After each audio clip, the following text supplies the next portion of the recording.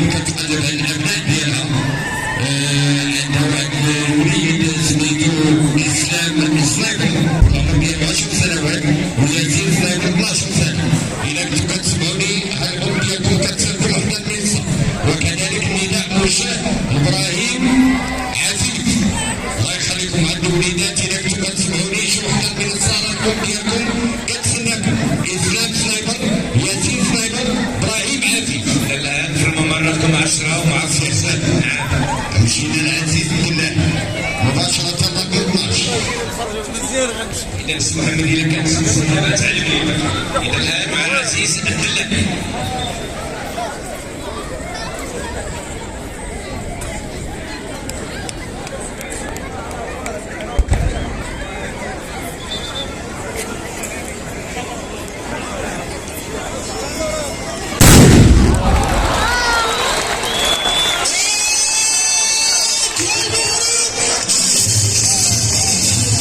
شكرا للمقدم السي عزيز الدلاحي، ولا اروع طلقه جميله ختاميا عند السلسله الثالثه طلقات بارود باليوم الثالث.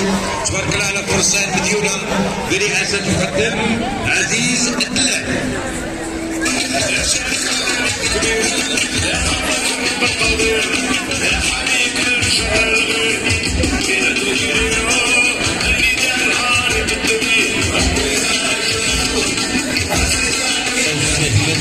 خاصة دائما نكون كنقرأوا الصفات، كذلك هذا النداء موجه لي كذلك.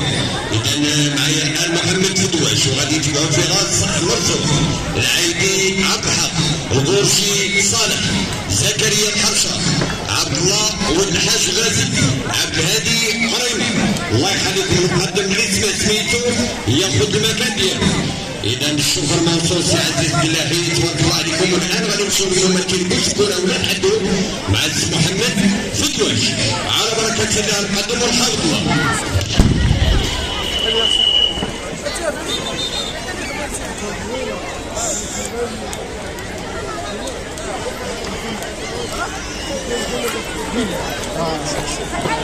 ياسين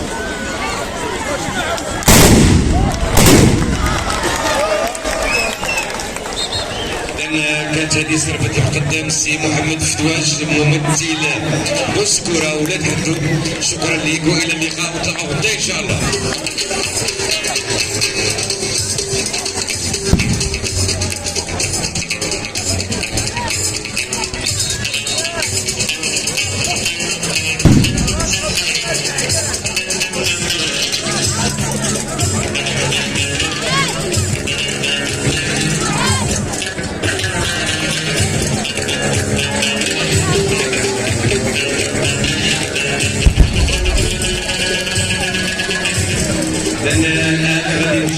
منطقة سيدي الحجاج ومع الممر رقم 14 ومع سربة المقدم سي فراس مرزوق وتحسن.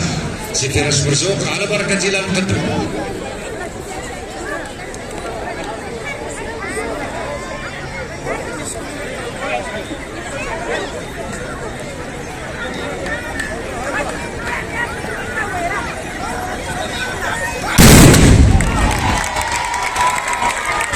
شكرا لسربة المقدم سي فراس مرزوق.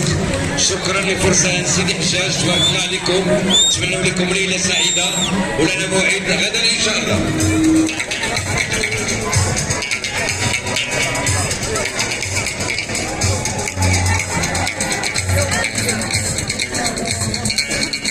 يلا بسرعه بسرعه الخروج من المحرك سي فراس. شكرا لك.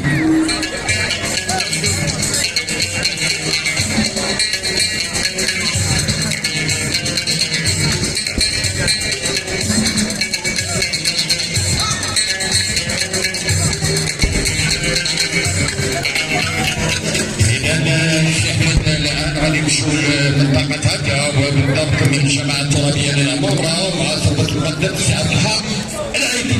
على بركة الله نقدم ونحافظ الله يخليكم الفرصة بسرعة الخروج. تفهينا مع 2 دوس.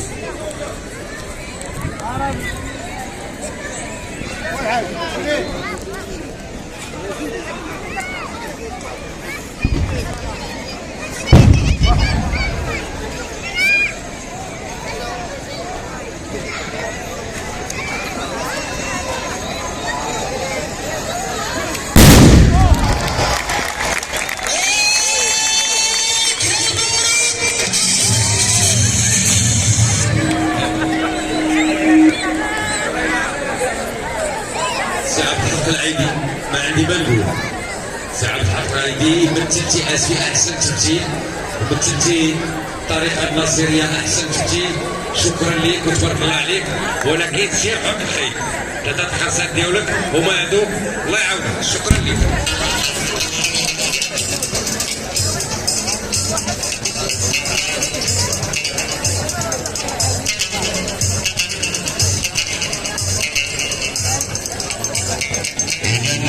شكرا لمجموعة تأسيس عبد الحق العيدي كان غياب ديال صالح البرجي. الآن غادي نمشيو عند ممثل المصابين ولاد الشيخ مع السي زكريا الحرشي. على بركة الله نقدم الحفظ.